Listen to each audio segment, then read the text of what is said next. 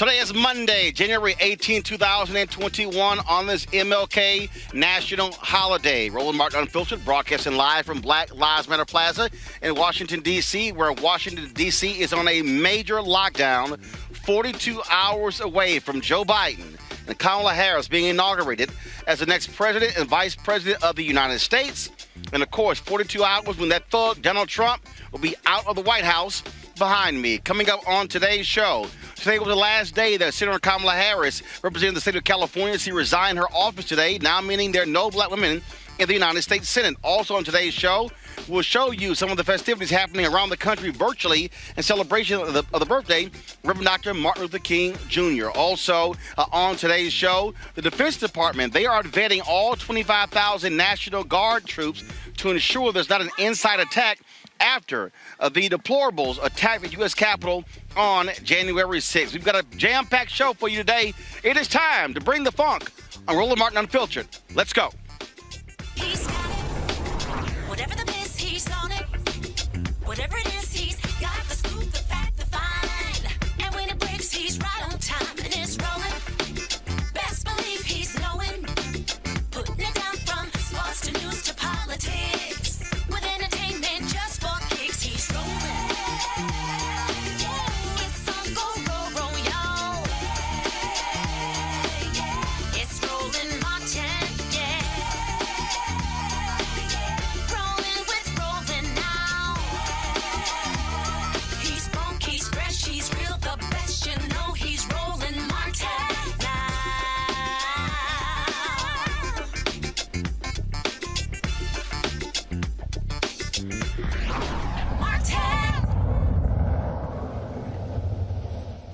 Folks, we are broadcasting live from Black Lives Matter Plaza here in the nation's capital, Washington, D.C. We literally are right down the street from the White House. I'm going to step aside. Anthony's going to zoom in. You're going to see that there are people who are out here. You see all of those flags down there. Protesters have always been down here ever since this street was painted over, of course, after the death of George Floyd on Memorial Day in May. And so what you see here, you hear the music down there, you see those flags down there. Right behind them are the barricades that are keeping folks out of Lafayette Park. Lafayette Park is right across the street from the White House, but that has been blocked off for the last several months as a result of the protests that have been going on out here. And as you can see in the distance, you can see the White House, you can see the flag that is atop the White House that is flying there in 42 hours at 12:01 p.m. on Wednesday. Joe Biden will become the 46th president of the United States. Kamala Harris will become the vice president, and Donald Trump will be gone. In fact, Donald Trump plans to leave around 8 a.m. that morning because he did not want to have to ask permission of Joe Biden to use the plane known as Air Force One to fly him to Florida. He wanted to be able to fly to Florida still as president on Air Force One. That's what happens when you have your ego. So they're planning some ceremony at Joint Andrews Air Force Base. That's what's going on there. And so that'll be happening on Wednesday. But again, as I said, what is taking place, folks, over the next couple of days, all preparing for the inauguration. Washington, D.C. is seriously on lockdown. In order for us to, literally, our offices are right here, folks. In order for us to come here, we're to go to another location. They have bag screen. It's all around Washington, D.C. Anthony, you might want to turn the camera around. What you see, folks, at the end of this block right here, what you'll see, turn the camera around, Anthony. You'll see the block right here, all security. You see all the barricades. This is all over Washington, D.C. What you're seeing right here. These barricades are all of Washington, D.C. You have checkpoints all across the Capitol. Some 25,000 National Guard troops are based here in the nation's capital. You see them all over the place. Literally, it is on lockdown. You have to be able to show credentials, show your passes. Normally on this street is a very busy street of folks here who are out here. But everything is pretty much on lockdown. There's a 5 to 7 block perimeter outside of the White House. We're actually inside of that perimeter. And so Muriel Bowser of Washington, D.C., what she did was she asked the White House to declare a national emergency in order for all of these barricades and the fencing to go up far earlier than they normally do. They went ahead 6 days. But because of the attack on the U.S. Capitol, there's been far more security that's been taking place all across Washington, D.C. Like I said, 25,000 National Guard troops are in the city. Plus, you have your federal law enforcement, Secret Service, Department of Justice, Washington, D.C. Metropolitan Police. I mean, D.C. really is on a lockdown as a result of what took place on January 6th. This is not normal. You normally have, of course, mass security. You normally have fencing, but you do not have anything to this degree. It is all because of those white domestic terrorists who attacked the U.S. Capitol on January 6th, all because Donald Trump sent them there. And so that's one of the reasons why you don't see much activity out here, because they have made it very difficult for folks to really get inside of the nation's capital. When you're driving in, literally, you have entrances that are blocked. The entire National Mall is blocked, and so beyond the White House, of course, you see the George Washington Monument just to the left of the White House there, and so the entire National Mall is shut down. The Lincoln Memorial shut down. The MLK Memorial shut down. There's massive fencing as all around the MLK Memorial. You literally cannot even visit any of these memorials as a result of what took place on January 6th. They have said there will be no patrons allowed to be on the mall for the inauguration. And so it's going to look a lot different than the inauguration of 4 years ago. I was, of course, on the mall in 2009 as well as 2013 for both of those inaugurations. You know damn well I didn't even watch the Trump inauguration. I surely wasn't there. And so you see the huge difference has been taking place in this city as a result of that attack on the U.S. Capitol. They want to ensure that you're not going to have any more of Trump's armed folks who are going to cause any mayhem on that particular day. One of the things that we're also seeing, we're seeing that Associated Press dropped a story to the Defense Department and the FBI are vetting all 25,000 National Guard troops to ensure there's no insider attack against any of the dignitaries. Now, we know there was law enforcement and military folks who were part of that attack on January 6th, and so that vetting process is undergoing right now. We're going to have more on that later in today's show. Today, of course, is MLK Day, the national holiday for the Reverend Dr. Martin Luther King Jr. And his official day of service. I'm going to go ahead and sit here, like I say, just so you know that we understand what today is. I was be sure to wear my MLK day of service shirt on today. It's chilly out here, so but the one that you know that the day of service shirt is here. Now, because of COVID, all of the events across the country that took place today were all virtual, including the annual service that takes place at Ebenezer Baptist Church, where Dr. King was a pastor. That was a virtual service. Of course, Pastor Raphael Warnock, soon to be sworn in to the United States Senate, presided. Bernice King, his daughter, Dr. King's daughter, and also Bishop T.D. Jakes delivered the eulogy, delivered the sermon for today's service. Here is some of that we stream right here on Roland Martin Unfiltered. No, there will never be a Dr. Martin Luther King. That sound still rings in my head, the sound of that voice that arrested America, that stood the nation on its ear, that shook the apartheid in South Africa, that changed the circumstances in Selma, Alabama, that challenged Montgomery and fought off in Memphis, the voices that stood up against it. There will never be another Dr. Martin Luther King, who filled Washington with thousands upon thousands, if not millions of people of color back at a time that we had to ride the Greyhound bus and come up on trains to get together. There may not ever be another one like that one. But that's okay, because it is not one of us. It will take all of us. And so on this momentous occasion, as we celebrate and commemorate and memorialize and appreciate the significance of this particular individual, Dr. Martin Luther King Jr., who stood out from the rest, who blindsided America, who stomped his foot and the whole world shook as we stand in pride and recognize that if there had not been a Dr. King, there would never be a T.D. Jakes. There would never be a Beyonce. There would never be an Oprah. There would never be any of us whose names you might recognize if it had not been for that boy with that bag of rocks that stood up and dared to think that he could get it done and do it without violence. He deserves our respect. He deserves our accolades. He deserves that we emulate the understanding that perpetuated an idea against the climate of the times with such power that he, in fact, did change the world. And I know you're not happy with where it is right now, but trust me, it's better than it was. And I know that we are not there yet, but we're further than we used to be. And like Paul, I count not myself to apprehend, but this one thing I do, I'm forgetting that which is behind and reaching to that which is before, understanding that I cannot reach without you, that it is not enough to reach up if I don't reach out, that it is not enough to reach up if I don't reach out. And so as I stand here behind this sacred desk, privileged with this divine assignment, I make myself your servant at your disposal, understanding that the servant who brought the lunch ended up the one who killed the giant.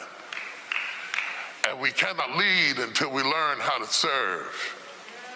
And we cannot go forward as long as we have a private agenda. And we cannot get there as long as we become trolls of each other's destiny, critiques and critics of each other, rather than understanding that in order to have a beloved community, we must have a common unity. We must focus on what unites us rather than fight about what divides us. The people of God say amen.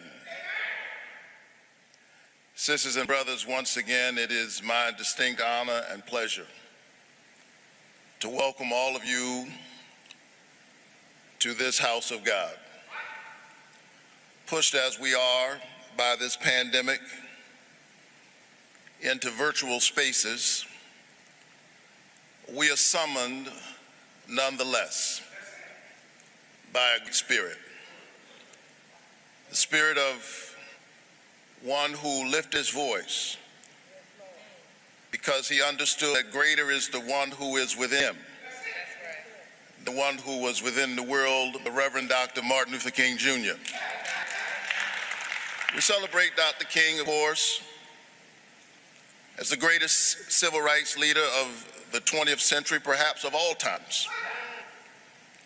But Dr. King, in his own words, said that I am many things to many people, but I am fundamentally a clergyman, a Baptist preacher.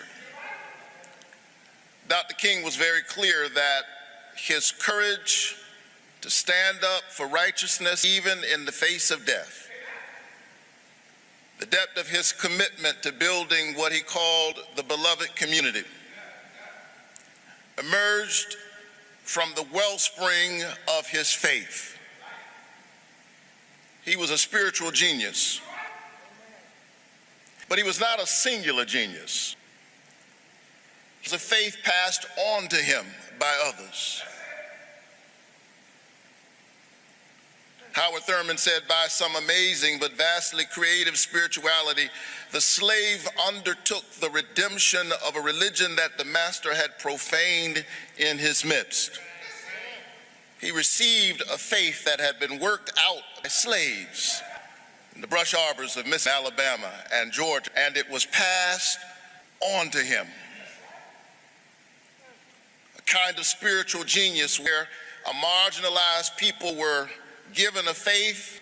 Some say they were converted, but in a real sense, they converted to faith and transformed a religion intended to make them docile and obedient into a liberating faith, a faith that came to full flower in the prophetic voice of Martin Luther King Jr. and those who worked alongside him. John Lewis grabbed hold of that faith. worked out over centuries in churches like this one.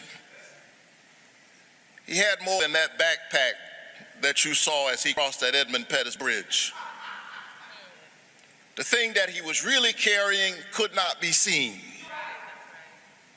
And so he faced down death and won for us our vote and our voice. So my brothers and my sisters, as we embrace this urgency of creating the beloved community, now is the time to be love.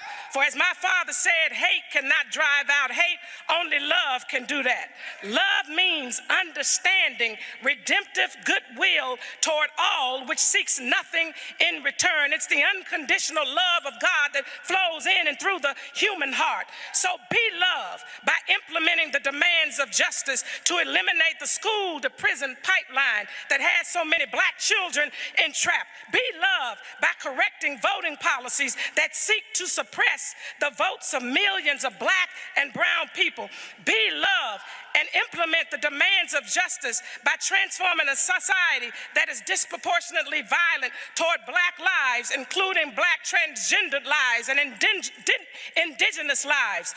Be love and correct false narratives and economic policies that continue to divide and pit poor and working class black and white people against each other.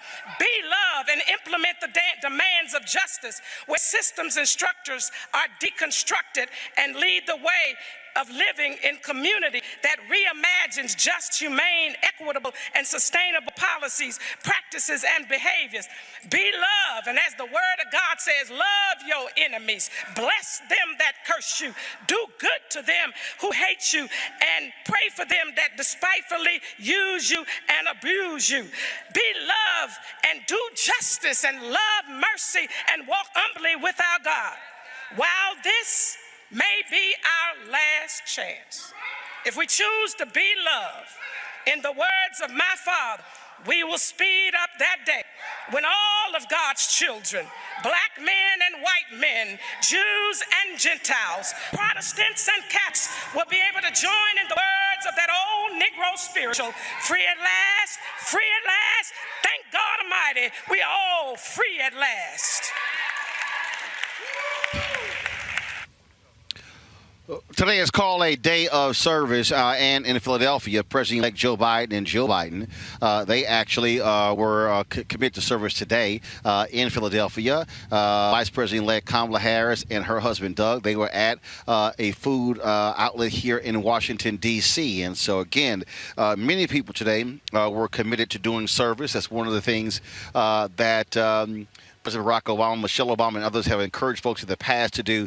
And so today has become, in many places, a national day of service. What did Donald Trump do today for King Day? Not a damn thing. Wasn't being seen, said nothing. But what was also interesting, you saw a boatload of Republicans actually sending out various MLK tweets. And if you want to know how trash some of these people are, all you have to do is look at what they send out. One of the folks in the control room, if y'all could pull this up, Kelly Loeffler, Senator Kelly Loeffler, had the audacity to send out an MLK comment. This is the same woman who called Pastor Raphael Warnock a radical liberal, called him a socialist and a Marxist while running against him, yet here he is pastoring the church where Dr. King was the pastor. How hypocritical of so many of these Republicans on this day, people who did not stand with the issues of Dr. King, they're voter suppressors as well. And so give me a break with them posting their comments on a day like this. I want to bring in my panel right now, Mustafa Santiago Ali, who joins us formerly with the environmental, first of all, with the EPA. Glad to have him on today's show. Is Julian Malveaux there? I'm here. Julian there? All right. I am here. Julian, President Maryland, Bennett College, Avis Jones-Weaver. Avis? I'm here too. All right. Glad to have all three of you here. I mean, it's always interesting on days like this to see Republicans who all of a sudden love Dr. King, don't care about what he stands for, talking about how we must honor him and his service and his sacrifice when they literally are against everything. And one of the people who also sounded something was Kayleigh McEnany, the press secretary. And look, and I was one of them who said, Kayleigh, go to hell. I don't want to hear a damn thing from you. Ted Cruz, from any of these folks who don't agree with anything that Dr. King stood for, my deal is it's best for them just to shut the hell up on today and keep it moving. You know, Roland. Avis, you first. Of all, since that 45 man has been MIA, he and his team need to continue to be MIA. They ain't got nothing to say, nothing to do. Here's what Dr. King said when he accepted the Nobel Peace Prize. I have the audacity to believe that people everywhere can have 3 meals a day for their bodies, education and culture for their minds, peace and freedom for their spirits. This administration has undercut the ability to eat, the ability to educate, the ability for peace and freedom and for spirit. So they don't have nothing to say. Excuse my body, but they don't have nothing to say. More, Dr. also talked about the meaning of education. And as you know, I'm the president of Push Excel, which is the education arm of Rainbow Push. And Reverend Jesse Jackson honored me with that position. We did something today, a virtual celebration. But one of the quotes that I always get to, Dr. King talks about education being a buttress against propaganda. Okay, so education is supposed to be the firewall against propaganda. So there's a whole bunch of uneducated, you-know-what fools who are basically inculcating propaganda as opposed to dealing with truth. Dr. King, you go back. And that's why... And that's why, Mustafa, on this day, hold on 1 second. That's why, Mustafa, on this day, we use it to call folks out, because today is not just about honoring him and other civil rights leaders. It's also should be a recommitment to what they fought for. Yeah, I mean, Dr. King was a social justice advocate. He was a radical in many people's eyes until a little bit further down the road. So for these folks to say and to send out tweets in support and that they believed in Dr. King's message, then that would mean that they would have to be in favor of housing justice, that they would have to be in favor of education justice and economic justice, and of course, voting rights. All the things that they fight against so diligently are the things that Dr. King stood for. And, you know, a good alpha man also has the ability to call you out on the legislation that you're not moving forward on. And I remember when Dr. King said that I cannot pass legislation to make you love me, but I can pass legislation to stop you from lynching me. So these are all the things that they have not stood up for, that Dr. King not only believed in, but he was anchored in.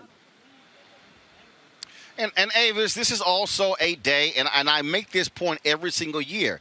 This day is not solely about the Reverend Dr. Martin Luther King Jr. When he won the Nobel Peace Prize in that 12-minute acceptance speech, which we streamed earlier today on Roland Martin Unfiltered, he accepted it on behalf of the movement. Today is a day to celebrate all of those, known and unknown, who put the work in order to achieve freedom for black folks in so many areas.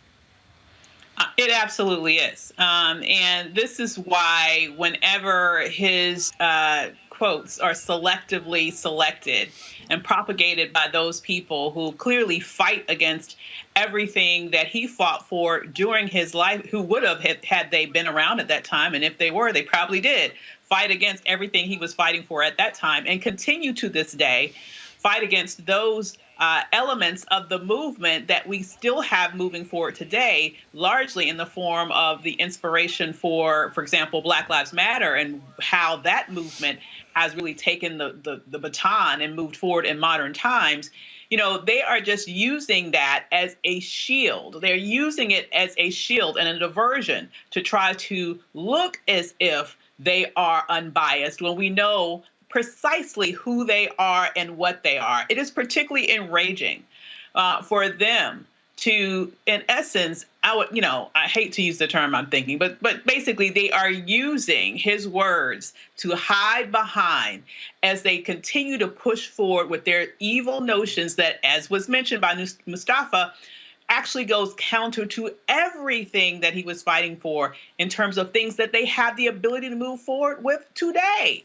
You know, if you look at how you had the action against the anti-lynching bill, if you look at all of the things that they have done to just destroy voting rights in America, if you look at all the things that they have done to discount the value of Black lives, It is, in fact, insulting, not only to the memory of Dr. Martin Luther King, but to all of those who fought for the rights that we have today and for those who continue to fight for the rights that we still need and still need action on by today's legislatures and today's people who have been elected to office. And that's look, it's an important point for us to recognize that. We're talking about that a little bit later in the show. We're going to hear from Stevie Wonder, who dropped the bill about today. Something else happened today, and that is Senator Kamala Harris resigned her Senate seat representing the state of California. Of course, she's going to be inaugurated as vice president on Wednesday. She was elected in 2016, and of course, she's often talked about what that meant. Her election was bittersweet because it was the same night that Trump beat Hillary Clinton. She released this video today to her supporters with regards to ending her tenure as a junior senator from the state of California. Hi, everybody. I just wanted to let you know how honored I've been to serve as a United States Senator from the place of my birth, the great state of California. Back when I was a sophomore at Howard University in 1984, I applied to be a Senate intern in the office of the then senior senator from California, Alan Cranston. And this kid from Oakland, I got chosen to be one of the interns. And who would have known, so many years later, I would actually run the office where I was once a student, watching the incredible work that a senator can do, and especially a senator from California. It has been such an honor to serve with a team that has worked so tirelessly, a state team that has been there, where we have received thousands of calls from our fellow Californians, constituents, concerned about whether they're getting their benefits as a veteran, concerned about FEMA protections during the wildfires, folks who have contacted us about helping them get support from various federal agencies when they needed help most. It has been an honor to serve when we have done the work in the United States Congress of fighting for climate protection and fighting knowing that California has been a leader and we can do what we've done in California as a nation. It's been an honor to serve with so many extraordinary American leaders in the Senate doing bipartisan work, whether it was work to end cash bail or the work to strengthen our national infrastructure around elections, or the work that we did to say that lynching should be a federal crime. These are some of the things that we have done over the course of my 4 years, and you gave me the honor of being able to serve. And so I just wanted to say thank you. Of course, I'm not saying goodbye. In many ways, I'm now saying hello as your vice president. But I do want to thank you for the honor of representing the place of my birth as a proud daughter of California. Thank you. With her resignation today, there's no black women in the United States Senate. Joining us right now is Chris Scott, the political director, national political director for Collective PAC. Of course, their focus is to get African Americans elected to office on a federal, state, and local level. Chris, this is only 2 black women have been in the United States Senate in history. Carol Mosley Braun representing Illinois for 1 term, and now, of course, Harris for the last 4 years. And the governor of California, Gavin Newsom, has already said he is going to appoint Alex Padilla to her position. There are a lot of folks who were pushing him to appoint an African-American woman, to whether it was Karen Bass or a host of others, to the position. And this is one of the issues that the Democratic Party is going to have to deal with, the fact that black women have been the backbone of the party, delivering votes, but not being able to enjoy the spoils of victory by having themselves represented in seats like United States Senate. Correct. Well, one, Roland, thank you for having me tonight. It is very disappointing to see a United States Senate without a black woman's voice there. That is not a United States Senate that is accurately reflective of our democracy. My hope is that we don't have to wait another 16 years before we see another Black woman go into the U.S. Senate. But it's bittersweet because we have Senator Harris moving on to be the vice president of this great nation, and we have Reverend Raphael Warnock, who's only the 11th Black senator ever to serve in the U.S. Senate. But again, to have a U.S. Senate without a Black woman, it's really unconscionable when it comes to me. Of course, you had Erica Smith, who ran in the Democratic primary in North Carolina. Democrats got behind Cal Cunningham, who eventually lost to Tom Tillis in the general. In a couple years, Richard has announced he is not going to seek re-election, and so there's an opportunity there for a Black woman to run in North Carolina. That's the other issue as well, being able to get the support statewide. And so the pressure needs to also be on the Democratic Senate Campaign Committee, because they chose who they got behind in a lot of these races. They picked candidates in Texas, in North Carolina, in Kentucky. They got behind Amy McGrath instead of Charles Booker in Kentucky. She barely beat Booker in the primary, but she got crushed by Mitch McConnell in the general, and so many other states as well. And so that's the other issue as well. And the work needs to be now identifying Black women to seek statewide office, to seek these U.S. Senate races. So what is Collective PAC doing between now and when folks start filing, late this year, early next year, making announcements about running the U.S. Senate in 2022? We've got seats opening up, like I said, in North Carolina, Pennsylvania, Wisconsin, and others. Mm-hmm. Well, I'm glad you brought that up. So the Collective PAC is being very intentional on that. We do not want another 16-year gap. And so when we're looking at these 2022 races, I believe, as you mentioned, we have races North Carolina, Wisconsin, Pennsylvania, I believe, Florida as well, Kentucky. We want to see a Black woman as the nominee, regardless of what the DSCC is going to do. I think what we have seen after this year is that it's really a dawn of Black candidate when it comes to the United States Senate. And Black candidates are now unafraid and unapologetic to step forward and say, hey, I'm good enough to run for this seat, and I'm not going to sit here and I'm not going to wait for you to tell me that it's okay. But you can trust that the Collective PAC will be unapologetically working to make sure that we find at least one Black woman to not only win the nomination, but be elected to the United States Senate by November of 2022. All right, Chris Scott with the Collective PAC. We really appreciate it. Thanks a lot. Thanks so much, Roland. This really is a major issue, Avis, because it comes down to support. It comes down to being selected. It comes down to being able to raise the money. All of those are factors when it comes to running for statewide office. And Democrats must do a much better job of backing Black women when they're seeking these statewide positions. You're exactly right. And when you look at specifically the sister who was running for Senate there, state senator, who was very popular in the state. In fact, she was winning all of the statewide polls leading up to and sort of early on in the primary time, beating the person, quite frankly, that the DSCC got behind and flooded with money. And also, I would have to say, seemed to be very involved with also trying to push her out of specific media opportunities that would help to spread the word beyond North Carolina in terms of helping her be able to attract alternative forms of funding.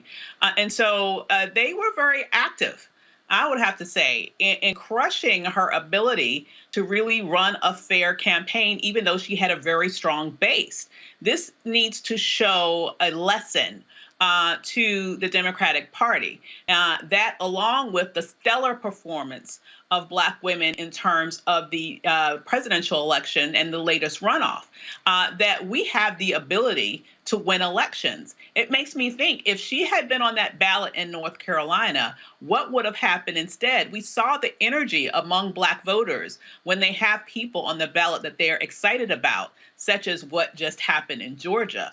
By having this, other alternative on the ballot, which ultimately ended up getting embroiled in a scandal there towards the end of the election, it really undermined the ability of Democrats to be able to come away with a more decisive victory with regards to having a straight up majority full majority in the Senate rather than now being 50-50 plus VP. Julian, money, money, money. That's what it comes down when you're running for a Senate race. And so what it means is if Collective PAC or other identifying black women who want to run for a Senate race, it's important for them to come out of the gate being able to raise $1 million, $2 million, $3 million to show they have capacity, because that's really what folks look to as to whether or not you can run for office. But it's not always about money. It's also how can you galvanize voters. Amy McGrath raised a whole bunch of money against Mitch McConnell, and she got crushed. Gideon raised a whole bunch of money against Susan Collins, and she got crushed. Cal Cunningham, same thing. So you better be able to excite voters.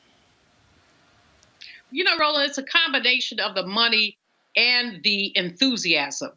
Emily's List, a white woman run pro-life PAC. Emily's List says early money is like yeast. And it means that the earlier the money comes in, the more likely it is to make an impact. And I think that the Collective PAC is on the right track with that, to sort of say, let's get the money in early. But the money, you know, it's not that ain't nothing going on but the rent. It's like the rent and the enthusiasm. And there has to be an enthusiasm for candidates.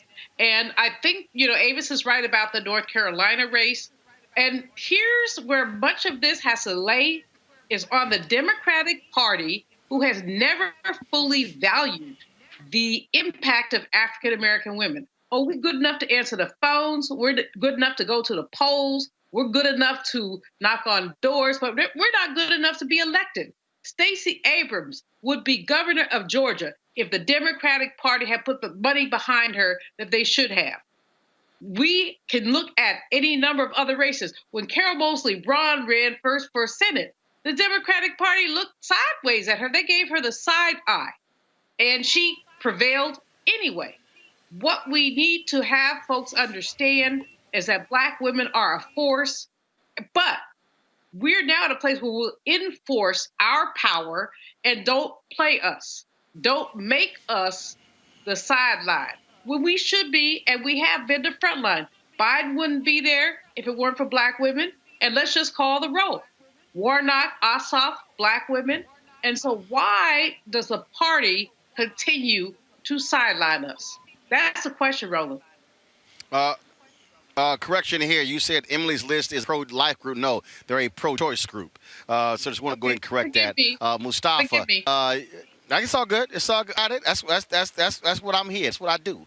Mustafa, again, right now, this is of course, the inauguration is on Wednesday, but the whole focus really should be on preparing folks for 2022, getting ready to run, identifying folks right now, beginning to build their profile up, beginning to introduce them to voters. That's what it boils down to get ready for 2022, because, look, a year from now, we're going to be getting ready for the primaries in a lot of these states. Yeah, we've got to continue to build the bridges to get folks, you know, from the grassroots and those who inspire folks and make folks want to get engaged and come out and be supportive, and then get them into those positions, get the training that they might need, and then get the infrastructure underneath of them, because we know other candidates will have that infrastructure. We also just got to make sure that brothers are willing to support sisters, both in showing up, not just with your vote, but also with the dollars that are in your pocket, and pushing our organizations to be more supportive also. I don't want to take away anything from the organizations who have traditionally and historically been supportive, but we got to make sure that other organizations also understand the value of having Black women in offices at the highest level. And as we begin to have more and more in both the House and the Senate, then we can also push more to make sure they're also on the Supreme Court. So we have to understand this holistic strategy of making sure that we are not undervaluing ourselves and making sure that we are showing honor and respect to those sisters who continue to stand up so much for us. Absolutely. All right, folks, got to go to commercial break. When we come back, we'll talk more about the inauguration on Wednesday. Security threats. What is the FBI doing about that? Also, what Bible is Vice President-elect Kamala Harris going to swear on? But before we go to break, this is what Stevie Wonder put out today on today's MLK National Holiday.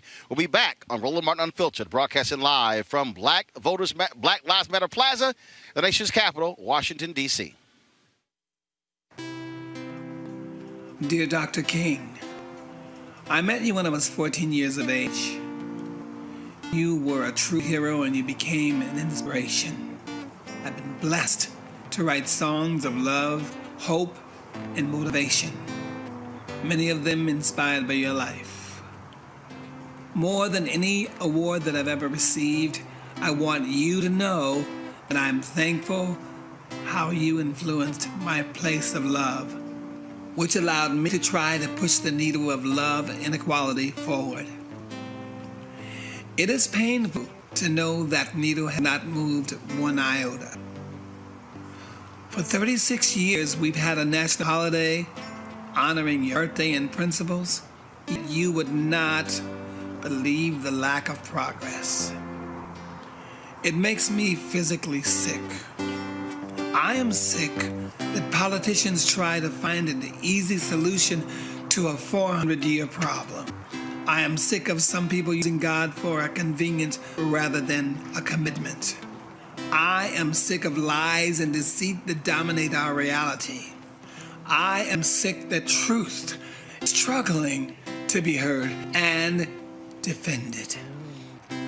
What we say has not been what we do, and this country must reconcile our words and deeds. Until we turn our mouth movements into righteous action, we're doing our nation, God, in your memory and injustice. Until what we say is what we do, there is no truth. It is just repeating and rewriting history, just as we have for the last 400 years. We must define the truth in the facts that support them and declare them absolute. Those who promote lies and false truth must be held accountable. It is the only way we can move forward. It's time to formally seek the truth and formally declare facts. We need a truth commission that forces this country to look at its lies. I'm calling on President Biden and Vice President Harris to launch a formal government investigation to establish the truth of inequality in this country. This truth will validate the history, and this commission will recommend reconciliation. Without truth, we cannot have accountability. Without accountability, we cannot have forgiveness. Without forgiveness, we cannot heal. It is time for all to take the own stand. We cannot be afraid to confront a lie and a liar. Those in leadership who won't or don't acknowledge the truth should be held accountable. Dr. King, these times require courage, as they did when you lived and paid the ultimate price.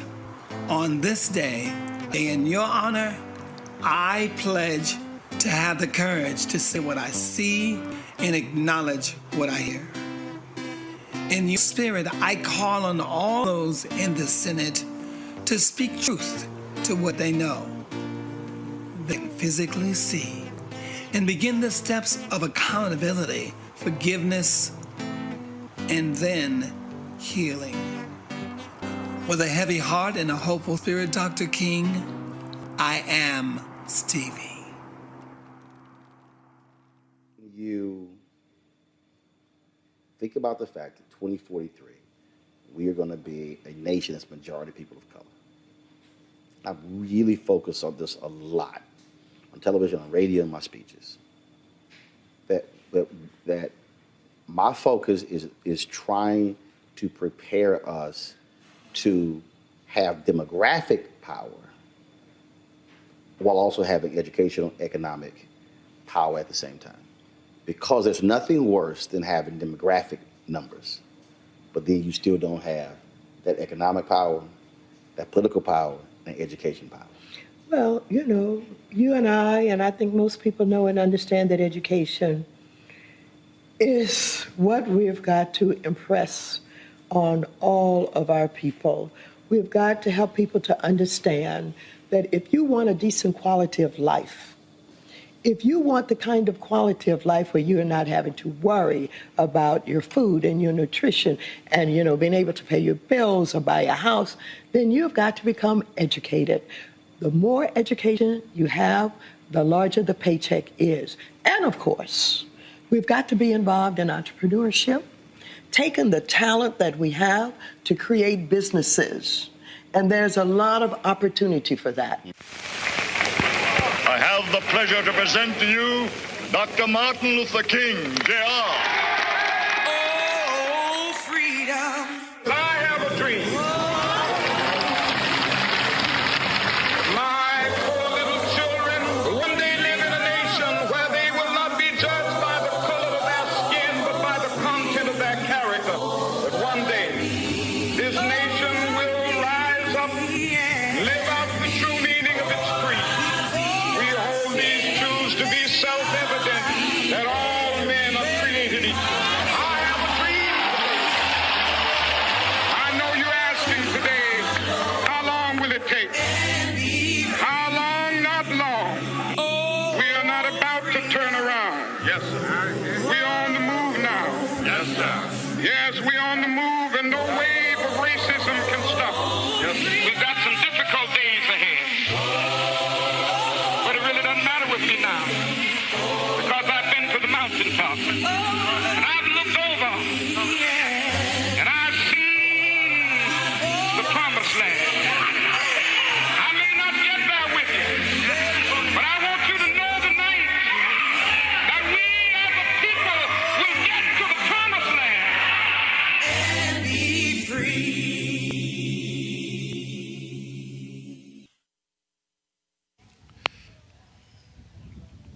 Hey, folks, welcome back to Roland Martin Unfiltered. We're broadcasting live from Black Lives Matter Plaza here in the nation's capital, Washington, D.C. Today, of course, is a national holiday for the Reverend Dr. Martin Luther King, Jr. His actual birthday was Friday. Would have been 92 years old on Friday, of course. He was assassinated on April 4th, 1968, at the age of 39 in Memphis, Tennessee. It is always important on this day for us not only to remember him, but to remember all of the who fought for our rights, the people who made all of this possible. That's one of the reasons why we actually broadcast on this day. A lot of other people, this is a holiday, no days off. It is a day on because we felt it's important for us to be able to present these perspectives and these issues that happen on this particular day. It is also 2 days away from the inauguration of and Kamala Harris. It is bittersweet. This should be a huge occasion. But the reality is tomorrow there's going to be a national memorial being led by Joe Biden for the 400,000 people who have died of COVID-19. There are a number of different events that are taking place. Today was a day of service. The COVID memorial is tomorrow. The inauguration is on Wednesday. There are other different events that are happening, all virtually. They're taking place as well. Some details are also coming out with regards to the inauguration. Kamala Harris, she is going to actually use 2 Bibles when she is sworn in. First of all, she's going to be sworn in by Supreme Court Justice Sonia Sotomayor. And so the 2 Bibles, one of the Bibles is going to be one that belonged to Thurgood Marshall, of course, the first African American on the Supreme Court. And the second Bible will belong to Mrs. Regina Shelton, a woman who acted as a second mother to Harris and her sister Maya. And so those are some of the details right there. We also now know that, of course, Lady Gaga, Jennifer Lopez is performing, but Garth Brooks was added, and he announced today that he is performing as a sign of unity as well. And so they also announced the University of Delaware, as well as the Howard University drumlines from both schools are going to actually be leading Joe Biden and Kamala Harris to the inauguration taking place as well. There's a whole lot of stuff that is not happening as a result of the security issues, Avis, and it's quite unfortunate. Normally, this place will be a buzz with activities. Every hotel will be booked. We're literally across the street from a hotel here, the St. Regis. You've got, of course, Capitol Hilton down here. Down the street here, of course, across from the White House, where the Vice President stays, is Blair House. Also, there's another hotel a block away. And normally, again, we're prepping for balls, all sort of events happening all around the city, but because of COVID, none of that is taking place, and everything is going to be virtual. Some people are going to try some events, but the reality is there's a limit on events taking place in the city due to COVID as well. This memorial service tomorrow that President-elect Joe Biden is going to be leading, that really is putting in perspective really where we are now, how we still are being impacted by this international pandemic, how COVID-19 is impacting so many people across the country and the world. Absolutely. And, it is unfortunate that this is unlike any other inauguration that any of us have lived through, and that we won't have those more celebratory moments.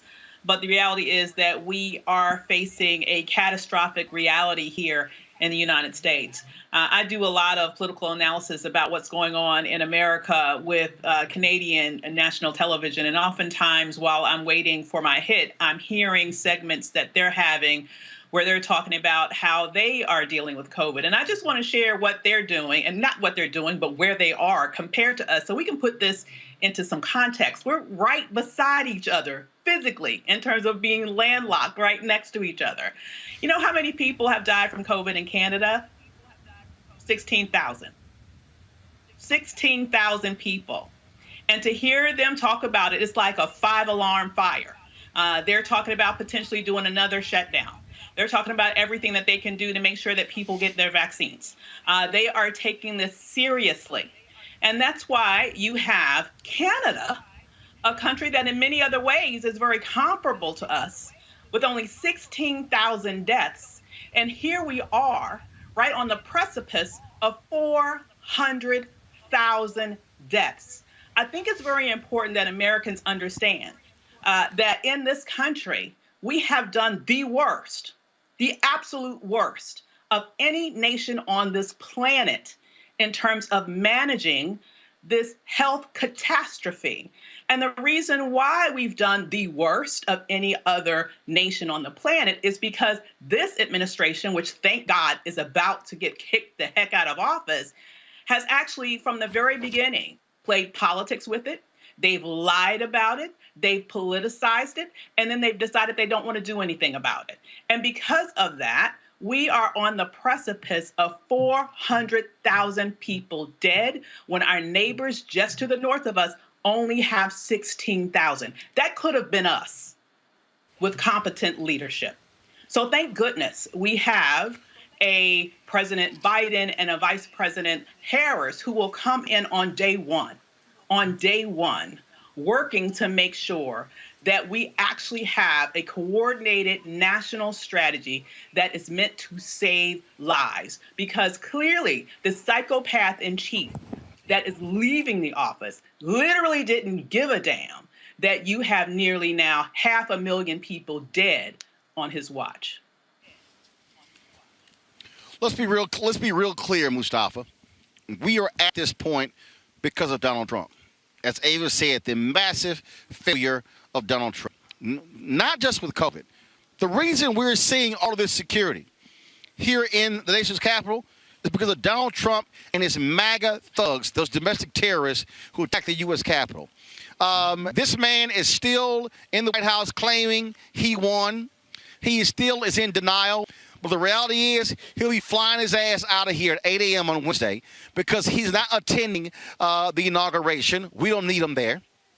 Ivanka, now she's not going. And then you have Melania Trump, that birther, who also, the first first lady in modern history not to even welcome the incoming first lady into the White House. When I say I can't wait for thuggish Trump family to be out of that building is a severe understatement. He continue to be in denial all he wants to because The state attorney general in New York and a few other states will make sure that he comes back to reality pretty quickly over the next few months. I'm fairly sure of that. You know, it's time to get to work. Over the last 4 years, the administration did very little work, if any work at all, in so many different issues. So we know that we've got work to do in relationship to COVID-19 that Avis just broke down for everyone. So let's get HHS and CDC and the other folks the resources and the authority that they need to be able to make change happen. We know systemic racism is running wild. It has always been here, but after all the gasoline that Trump threw on it, we know that we need a Department of Justice that is going to put justice back in the title and get the work done. You know, we know that we've got a planet that is warming up, that is literally on fire across the country. If you saw all the wildfires and hurricanes and heat waves and all these other types of things. So we got a chance now to get to work and have the Environmental Protection Agency and some of these other departments and agencies to do the things that they need to do. So for me personally, you know, the balls are great, but they're not necessary in a moment when we got to get to work. At the end of 4 years, then we'll celebrate, because then we'll be able to point to a set of accomplishments that honor that work that needed to be done and that was completed. Julian, when we look at, again, where we stand, you look at how Trump and his minions are doing their best to muddy the water for Joe Biden. These idiots are trying to install his political appointees to be the general counsel for the National Security Council. Speaker Nancy Pelosi is saying this is wrong. I mean, they're leaving in 42 hours, less than 42 hours, but they're trying to install him into a civil servant job, making it harder for Joe Biden to fire them. I mean, this is the kind of nonsense that these people are doing. They want to create mayhem going out the door. They have executed 5 people in the last couple of weeks because they want to create this level of mayhem. These are thuggish people. I have no respect for any of them, and I hope every person who worked for this man can't find a job anywhere. You know, Roland, this is, as you said, this is a highly burden, but you've been pushing on this for a long time, for the past 4 years, for all the chicanery these people have been involved in. Removing various and sundry Obama executive orders, diminishing the power of workers, diminishing the power of people in terms of their environmental rights. And now these last out the door appointments can be reversed. And all I have to say to Joe Biden, if I'm in the room with this, be bold, Joe. Be bold, Biden. Don't take this thing, because that's what it is. It's now. We have seen unraveling of social fabric in terms of labor rights, in terms of education rights, in terms of women. We've seen that all unraveling from somebody like that. So what?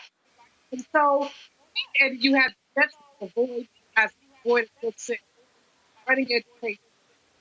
We have Joe Biden, Kamala Harris, the opportunity to opportunity. Now, some of this right away, about executive orders. Some of it will take a minute.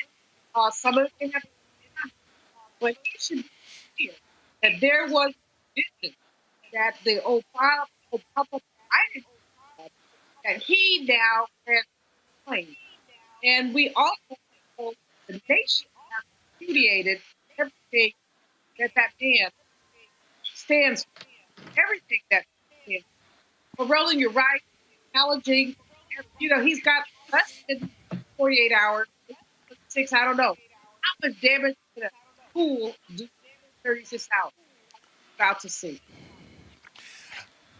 Got to ask y'all about this here. The FBI, Associated Press reported this. The FBI is conducting insider threat screening of 25,000 National Guard troops to ensure a safe inauguration. The extra precaution comes after a number of insurrectionists stormed this Capitol on January 6th, and that included actual active service members.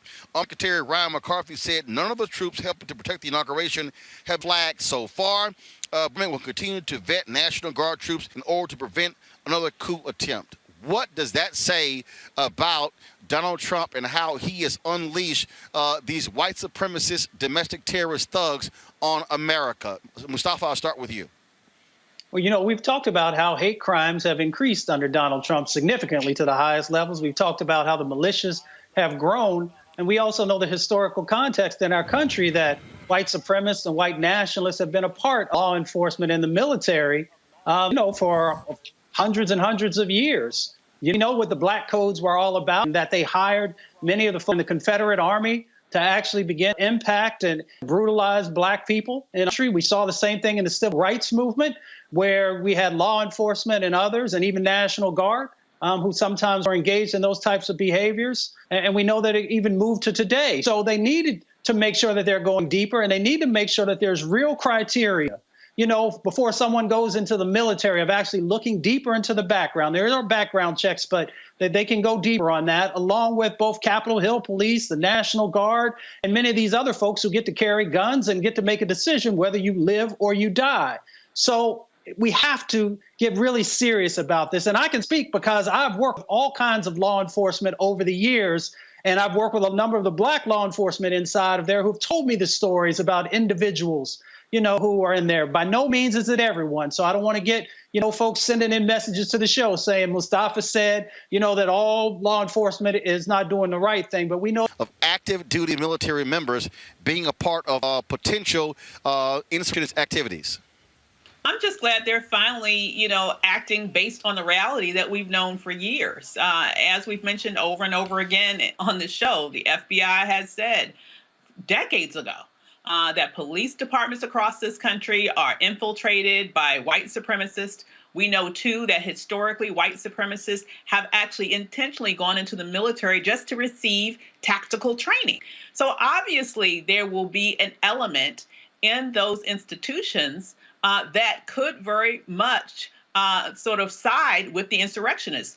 We know, too, that there were several off-duty policemen who were, in fact, arrested as being part of that, crowd of terrorists who invaded the Capitol and attempted the coup. We also know the woman that was shot and rightfully shot as she was going into through the door that they had just knocked the window out of, trying to breach the secured area where the legislators were. She's a former Air Force person. So, it makes sense that they would vet these people. But, I believe, unfortunately, they're not going far enough in terms of the breadth of the vetting. I just saw today a report that a couple of busloads of volunteer NYPD officers are coming down to help. And my first thought was, have they been vetted? This is a very dangerous situation.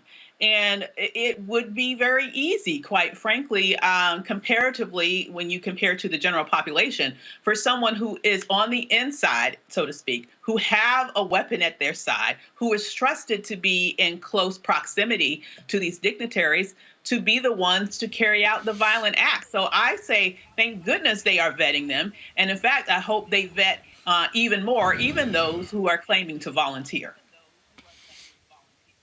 Julian, Reuters is reporting that Donald Trump plans to pardon or compute the sentences of more than 100 people. There was Lil Wayne, who pled guilty to federal gun charges. According to Reuters, he does not plan to issue a self-pardon after it was explained to him that is not legal. Granted, the president has a wide latitude when it comes to granting pardons.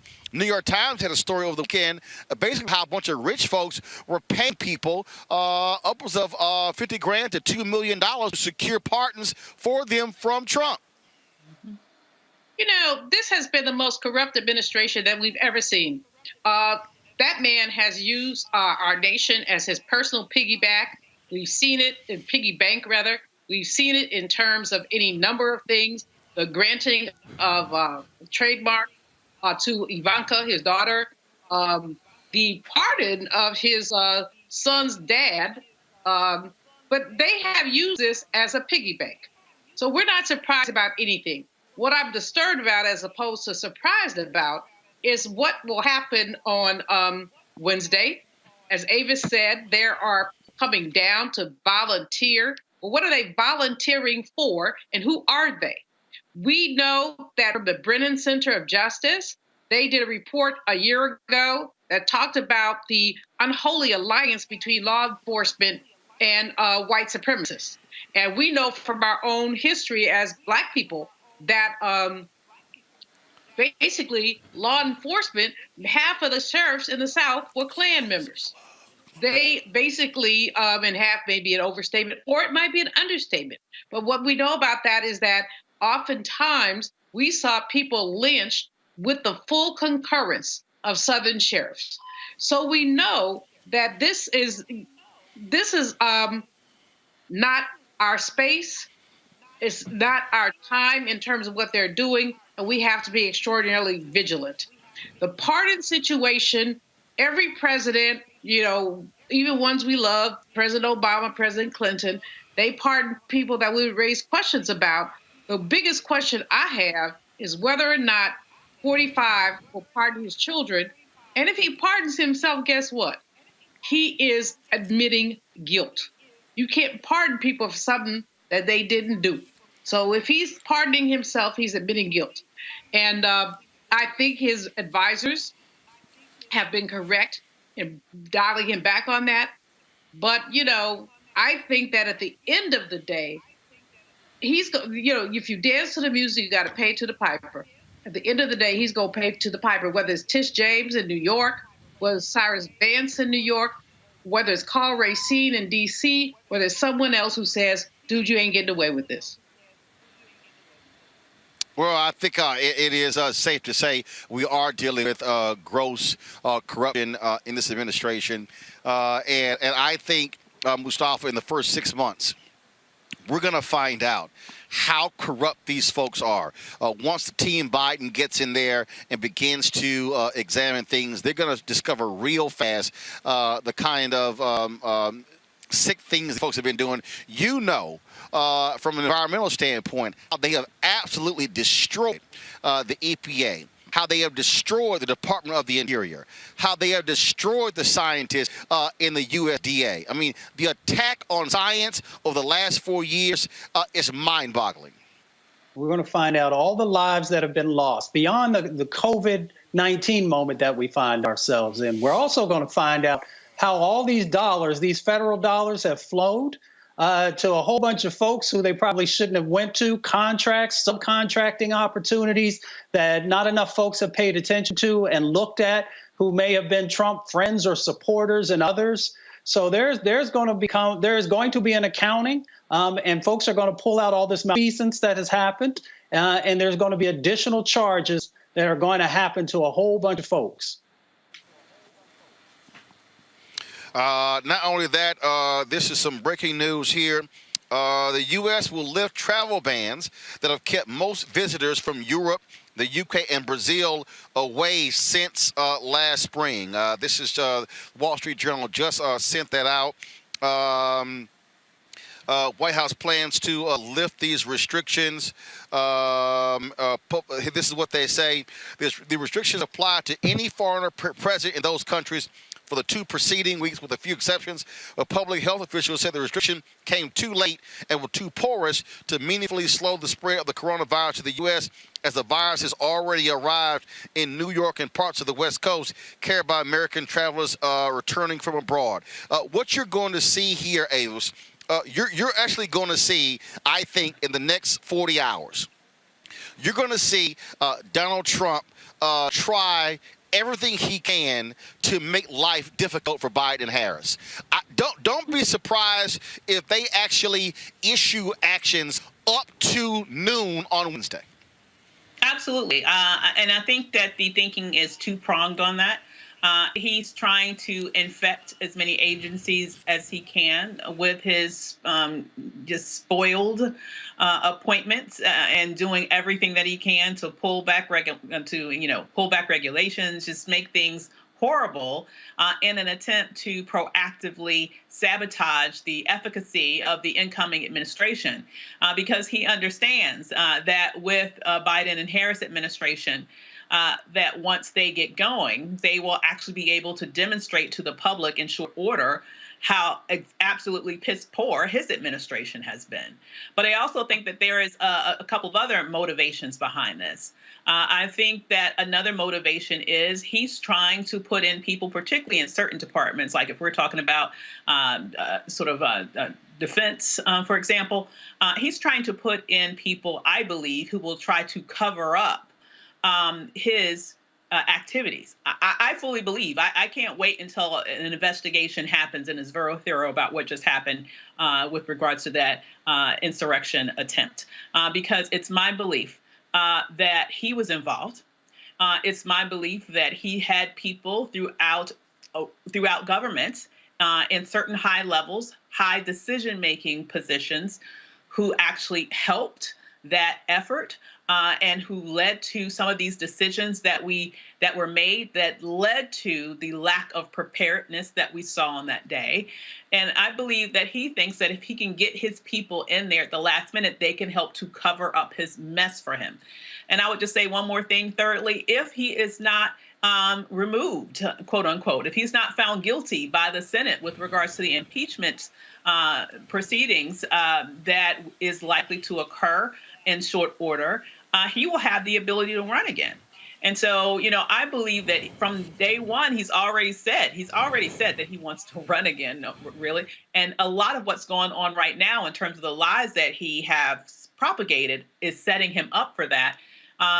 It also provides him further ammunition to run again if he does everything in his power to, in essence, gum up the system, to not only cover up his criminal behavior and activities, but also to make it that much more difficult for an effective Biden-Harris to be able to do what they need to do in order to be able to deliver to the American people everything that he was unable to.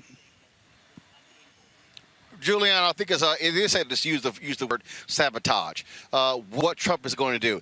We have never seen, first of all, black people knew this. We try to tell everybody, but we've never seen somebody this corrupt, this thuggish, this hateful, this spiteful, this petty being president of the United States. No sense of respect for history, no sense of decency, no morality, no values, no principles. He does not care. It's all about him, and he will do as best as he can to screw anything and everything tied to Biden-Harris.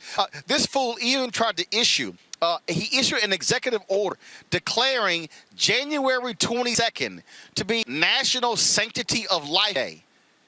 You're not president after Wednesday. He literally issued a press release declaring January 22nd National Sanctity of Life Day. Really? Roland, if I had been able to construct an alternative universe, I would not have been able to construct this. This is not a fool or a big fool, but a GD fool. And we know that. He has attempted, as Ava said, he's attempted to basically salt the soil for the Biden-Harris administration. But both of them are time enough for him. Anybody he's appointed in these, the law says anything you do the last 60 days, which we know that President Obama was stymied by with some of his executive orders, they not going to stick. So this is whatever day it is, it's not going to stick. None of these things are going to stick, but Biden has to be bold. Biden and Harris have to be bold. They have to be willing to say, oh, hell no. We're not putting up with this. We're not dealing with this. No to the no, to the no, to the no. This man, he never had a mind in the beginning, but a little bit he has lost. He wants to go out the back door of the White House and have a 21-gun salute, which in the military you only get when you have served honorably. He has not served honorably. He wants, he's going to do this 100 pardons probably tomorrow, and we'll see who he pardons. But again, it is basically the desecration of our democracy and also of our Constitution. Now, the question is not about Democrats or Republicans, but about who loves this country.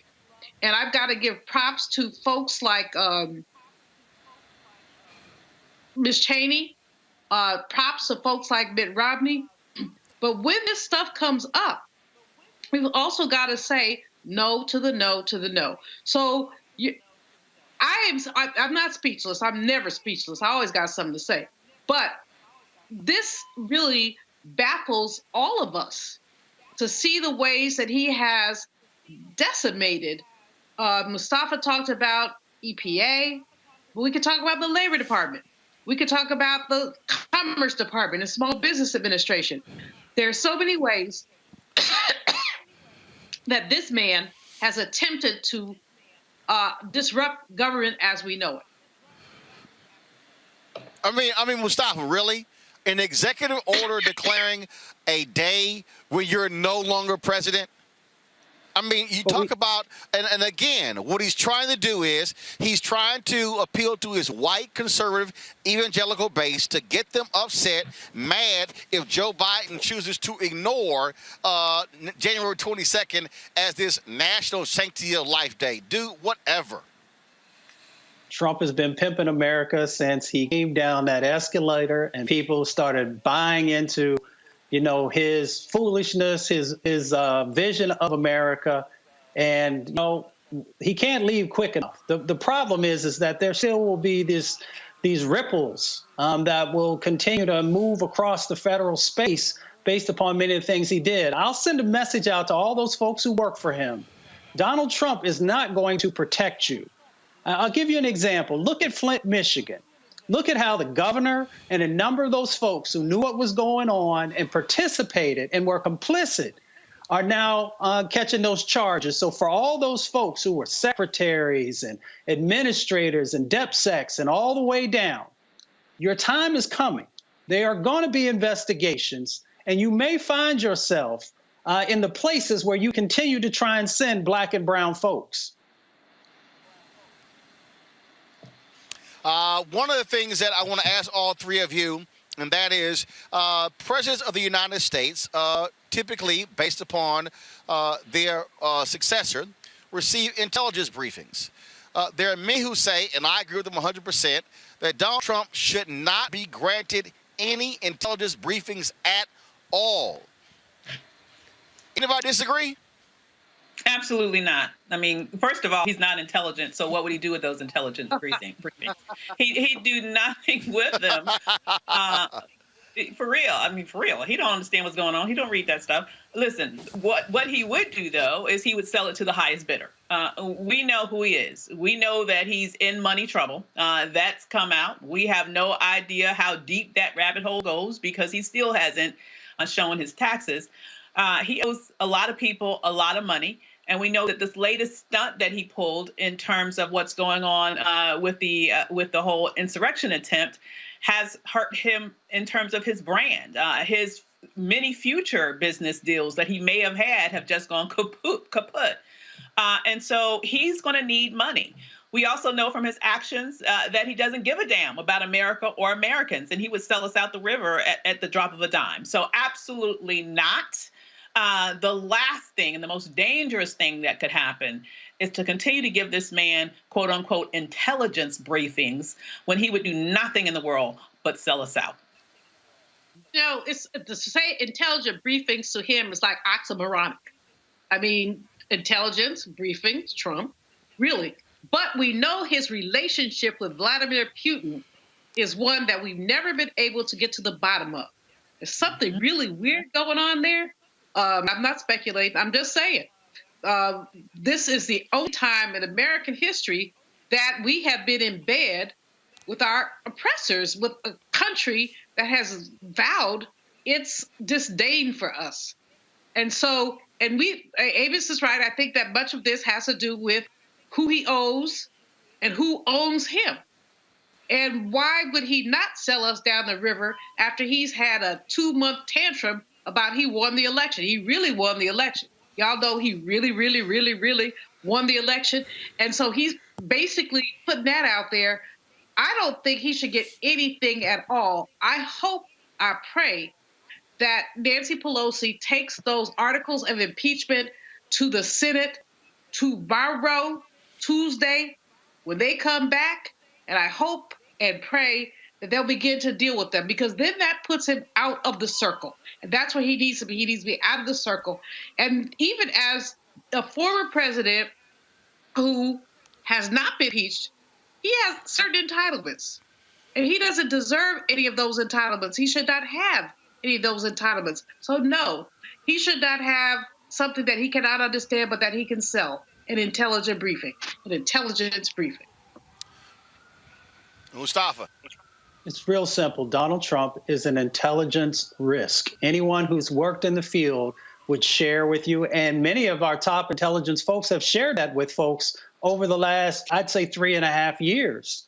So no, any of the rights that have normally been given to a president who has left have to be stripped from him. If you do not do that, you will always be putting the United States of America in risk. All right, we've got to go to a break. When we come back, crazy-ass white folks, what's up with these people just refusing to wear a mask? But I want to show y'all how the black officer treated her, but when a white cop rolled up, he acted like a cop we used to seeing. That's next on Roland Martin Unfiltered, broadcasting live from Black Lives Matter Plaza here in Washington, D.C., less than 40 hours from now, the inauguration of Joe Biden and Kamala Harris. Back in a moment. What would you say to a young person who says, look, I'm trying to change our society, I'm trying to change this world. Man, I ain't got time for this church stuff. I just don't think y'all legit. Oh, man. I would say just because you see an artist in music that you don't like, do you stop listening to hip hop? No. It's like ridiculous. You see one artist do something that is what their choice was, has nothing to do with the whole industry or the whole art form of hip hop. You don't throw out hip hop. So the same way, if you see an artist that you don't like do that, I would ask you, don't do the same thing with the church. Because just because you see one minister, one man or woman do something that you don't agree with, don't use that as an excuse to demonize an institution that could actually help save your life. You know, I am who I am because I was raised in the church. You know, all the things that I'm able to do in the world are directly related to being brought up in a healthy church environment where I learned how to develop my gifts. I learned how to communicate. I learned how to deal with other people. I learned how to lead. All of those things that help me and other people become successful in society, you can learn in the church. So I would say to somebody that's young, I would challenge them. Everything that's in you, if you're trying to get it out, get into a good church, because that church will be a fantastic incubator for all the gifts that are in you. And when you find the right church, you will find that the others that you may have been looking at were the wrong people to look at. In any profession, I don't care what it is, you're always going to find people that you can point out that may not represent that profession to the best of their ability. But when you find those that do, then you begin to see what it really is about.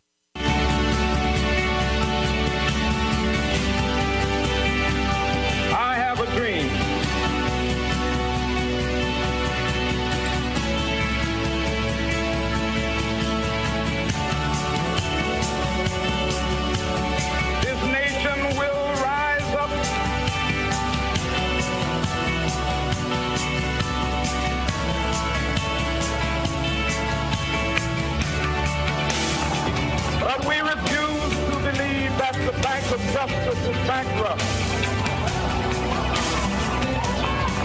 We refuse to believe that there are insufficient funds in the great vaults of opportunity of this nation. So we've come to cash this check, a check that will give us upon demand the riches, the freedom, and the security of justice. This is our home.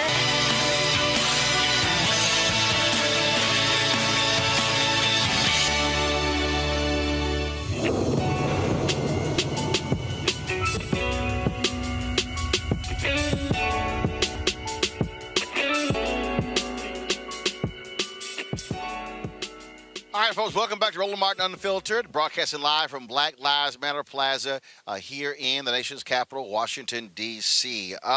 Folks, an Army veteran has been charged with attempted murder for shooting and wounding a 15-year-old girl at a Trump rally in Des Moines, Iowa last month. 25-year-old Michael McKinney was wearing body armor, toting a pistol, had additional loaded magazines on body, another gun covered with Trump stickers in his car when he shot the teen. The teen and her friends were engaging in an argument with Trump supporters.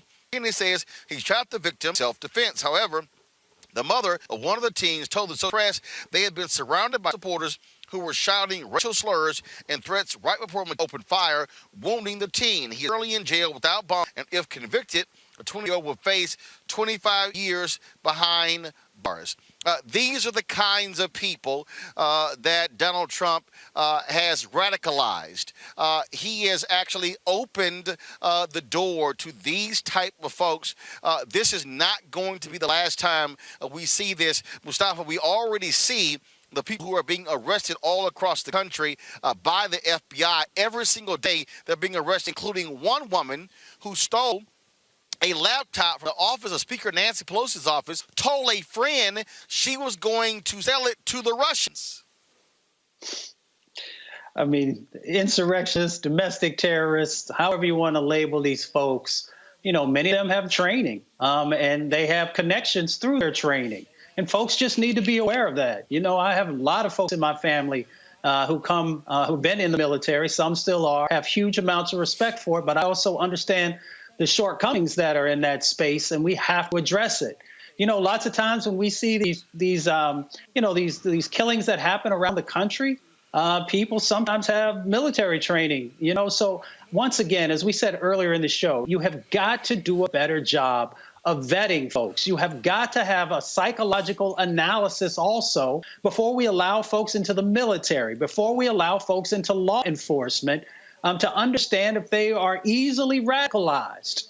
You know, it's not like Donald Trump came into their house and whispered in their ear every night in a physical form. He's done it through his tweets. He's done it through the dog whistles and other things. But we also got to make sure that, you know, we're not allowing individuals to have literally people's lives in their hands who are not prepared for that set of responsibilities that come in being in law enforcement or the military.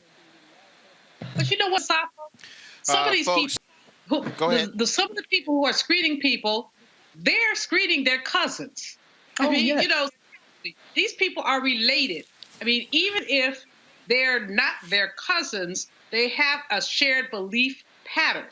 So when you talk about, well, we have to vet them, well, who's going to be vetting them and who's going to be vetting the vetters?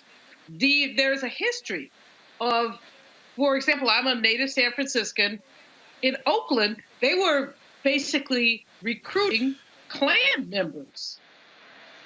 Did I roll my neck enough? Klan members to join the Oakland police force back in the 40s and 50s. And that's why you got the resistance to the Black Panther Party in the 60s and 70s. These were people who were predisposed to hate Black people. If you ask them to vet their cousins, they're going to tell you their cousins were okay. So when you racism is baked in the cake that's called America. And unpacking that cake is like taking a piece of bread and saying, I'm going to take the gluten out of it. And it doesn't work that way. So when you talk about we have to be careful, but what kind of careful and who's careful? I'm just raising the question. I don't have the answer, but I find it very disturbing that we would kind of say, well, you know, we can fix this. No, actually, we can't.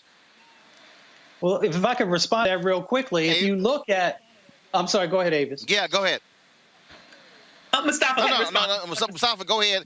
Mustafa, go ahead, then I'll go to Avis. Go ahead. Well, if you look at the movement for Black Lives, and when folks are talking about defunding police, when they're talking about restructuring the system, then they are also inside of that is actually how do we put these stopgaps and these accountability measures in there? And a part of that is making sure that we have folks who are watching the folks, if you will.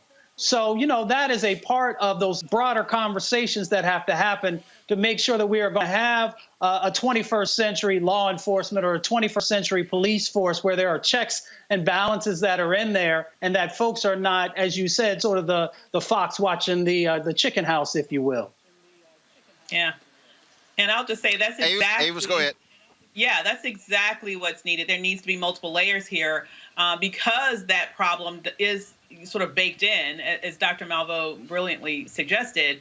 And also, here's what we know. We know that if they want to address this issue, they could, and they could have years ago. I mean, I remember when we reported on this show a couple of years ago about all of these racist Facebook posts that the study exposed that police officers had put on their personal, they were bold enough to put it on their personal Facebook account years ago. And then police district by police district by police district did nothing. Yet at the same time, we have all of these people who were involved with the Ferguson protest ending up dead under mysterious circumstances. You can't tell me that all those Black Lives Matter activists who ended up dead under weird and suspicious circumstances, like supposedly setting themselves on fire inside their own car, like supposedly lynching themselves on their own clothesline. You can't tell me that all of those were quote unquote suicides. So what I'm suggesting here is that when this country wants to take out what they believe is a threat, they can and they have. And we can go back decades, all the way back to the Panthers and even before, to give you examples of that. What has happened, though, is that with this threat, they have allowed it to fester. They have allowed it to grow. And now, unfortunately, the chickens are coming home to roost. Folks, let's talk about this sad story out of Baltimore, where Dante Barksdale, who well known for being the face of trying to stop violence in Baltimore, led a violence prevention program in that city called SAFE, was shot to death early Sunday morning. The shooting took place in the housing complex around 11:50 a.m. He was shot in the head. Baltimore Mayor Brandon Scott called Barksdale the heart of safe streets. Scott said, quote, "My heart is broken with the loss of my friend Dante Barksdale, a beloved leader in our community who committed his life to saving lives in Baltimore. His death is a major loss to safe streets, communities they serve, and the entire city of Baltimore." There's going to be a virtual candlelight vigil taking place in a little bit. If you go to Mayor Scott's Facebook page, you can actually watch that. I mean, this is just one of those, sad stories, Julian, where here's a young man who's trying to stop the violence in Baltimore, who himself gets gunned down in the head Sunday morning. No idea who did it, no idea what the circumstances were, but lots of folks in Baltimore still shocked and stunned by his death. Roland, this happens all too often to our young people who are trying to make a difference. I had a young lady working for me a few years ago, Charnice Milton, standing at the bus stop, got in the middle. She didn't do anything, but she was a victim in a drive-by. This happens to too many of our young people, and we have not been sufficiently focused on dealing with them and the quality of life. This young man was a blessing. He was, as the mayor said, the heart of safe streets, but he was also somebody who was out there in the street and somebody didn't respect. We have a lot to do with our young people, because even as we talk about police brutality, we also have to talk about the brutality that happens in our own communities and the things that we're doing or not doing to deal with our young people. We, the baby boom generation, right, we have not done our work. We have not done our work, and that's why this stuff happens. And Mustafa, when we talk about that was the case of those mothers in Chicago who were on street corners trying to stop violence. One of them was gunned down there as well. I mean, we have seen this in other cities, and Baltimore certainly in shock by this young man's death. Yeah, prayers go up to Dante. I didn't know him super well. When I was doing some work with Root, reaching out to others together, Kenny Barnes' organization on gun violence, I got a chance to meet and learn and work with a number of the young brothers and sisters around the country who are focused in this area. For me, this goes to the dehumanizing happened to us from others, and then we have sort of integrated that, unfortunately, into ourselves in the way that we, will just take lives for literally no reason. It's been written, that Dante had recently been, giving out coats and other things to folks, along with a whole bunch of other actions that folks have been doing there in Baltimore. We've got to learn, we started out the show with Dr. King talking about love. We've got to learn to love ourselves, to learn our communities, and to value each other. And it's so easy now for someone to pick up a gun for the smallest things. You see folks in the club or in other places, somebody steps on somebody's shoe. People want to fight. People want to take somebody's life over very, very minimal types of things. We got to get back to actually loving ourselves and loving our community. And this is also why we must have people to turn folks in who commit this sort of violence. This young man was trying to save lives, and unfortunately, he lost his. Yeah, this was so heartbreaking, absolutely heartbreaking. When I read the story about this horrible murder, it just once again showed that he was someone who loved his people. He gave his life for his people. And he's years dedicated to trying to make life better, trying to make a way for others to but once, we know that these horrible things happen on a daily basis almost, unfortunately, in cities all across the nation. However, one thing I will say struck me as strange as I read that article. What I found out when I read the article was that when the police came and found him, they said, they mistakenly gave the wrong address in terms of where they were with regards to getting medical attention. And honestly, this sort of, once again, it raised red flags to me. I don't know what's going on here. I do remember that this was a police department that essentially stopped work in protest of the charges that were mounted against police officers in the Freddie Gray murder, and literally just stood by and allowed the crime rate to increase in Baltimore during that period. And, it just seems strange to me. So I'm not going to jump to any conclusions about how he ended up dead. But, either way, any way that it happened, it's tragic because this is a man until his very last breath was fighting to make a better life for the people in his community. Absolutely. And so we will certainly provide details as we find out more. All right. Y'all know what time it is. No charcoal grills are allowed. I'm white. I got you, Carl. Yeah, illegally selling water without a permit on my property. Whoa! Hey! You don't live here. I'm uncomfortable.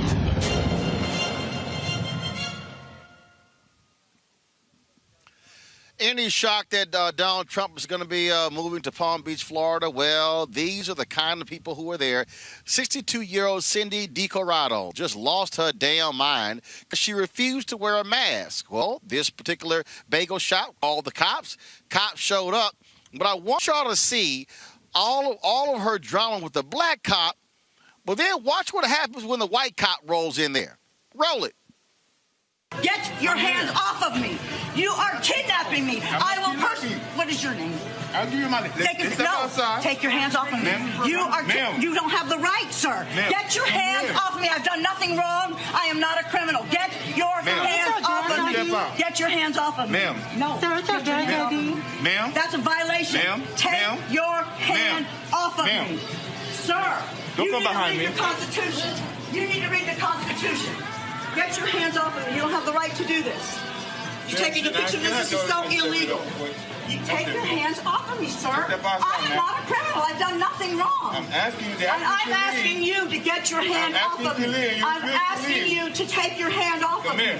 I'm asking you to take your hand off of me. Ma'am? Take your hand off of me. Take your hand off of me. Take your hand off of me.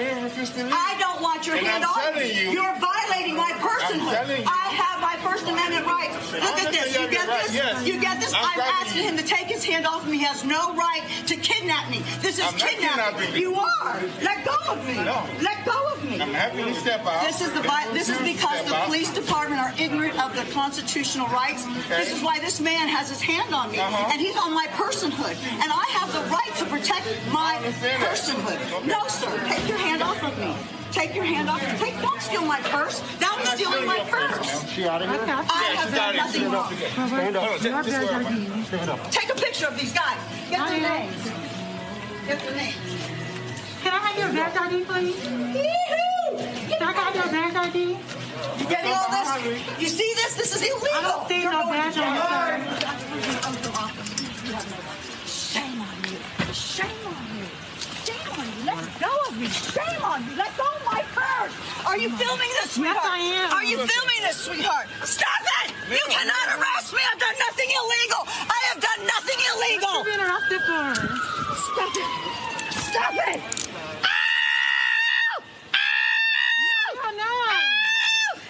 Put your arms back. Stop resisting. Let go. I am not under arrest. Leave me alone. I am not under arrest. Ma'am. I can't breathe. I can't breathe. I am not under arrest. You did not arrest me. Just stand back on the sidewalk, You did not arrest okay? me. You didn't say I was under arrest. Stand back on the sidewalk, please. Let go of me. Relax. No. Honey, come here. Get my purse. He's trying to steal my purse from me. Can I get her first? Ma'am, yes. Can you sit back over? Ma'am, stand on the sidewalk. Stop interfering. Ma'am, They didn't even say I was under stand on the arrest. sidewalk. This is a false arrest. They didn't even say I was under arrest. They have no rights to arrest me. Let go of me. No! Come get my purse. No, don't touch my purse. Don't touch my purse. Come get my purse, sweetheart. I'm scared to hurt me. In the name of Jesus. In the name of Jesus. I come against these principalities and powers, this lie, this abuse. This abuse. Honey, come get my purse. I'm scared to touch my arm. No, ma'am, you're going to stay right there. What are you scared of? No, she needs to get That's my your mom? purse. Let her get my purse. Stop manhandling me. I'm sorry? That's my purse. Okay. That's my purse. I am in charge of the situation. It's my personhood. Well, ma'am. I am not under arrest. Yes, No you one are. arrested me. You are under No arrest. one said I was under arrest for You are what? under arrest right What now, is ma'am. my cause? Ma'am, What do is me a my favor cause? right now. Step I've back a done little bit. nothing wrong. In the name of Jesus. In the name of Jesus. In the name of Jesus. Now, she should have been arrested for that outfit. Avis, here's the one that cracks me up. The black cop was trying to be calm. The black cop knew it's a white woman in Palm Beach County, but when the white cop rolled in, he's like, yo, she out of here? He just snatched her ass.